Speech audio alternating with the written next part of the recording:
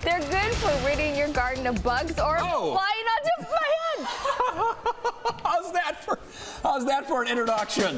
Needless to say, this morning show's guest stole the show. Next or now? Jeez. This ibis is named Sophie. She lives at the San Diego Zoo. Sophie was visiting a local news set when she decided she wanted a bit more airtime, Flying onto my head. taking the anchor by surprise. How's that for an introduction? Yes. Right? We'll be right We'll be back talking with about Zoo Day. this next or now? Jeez.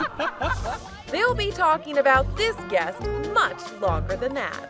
We'll be right We'll be back talking with about Zoo Day. this next or now? Jeez. For InsideEdition.com, I'm Kelly Nealon.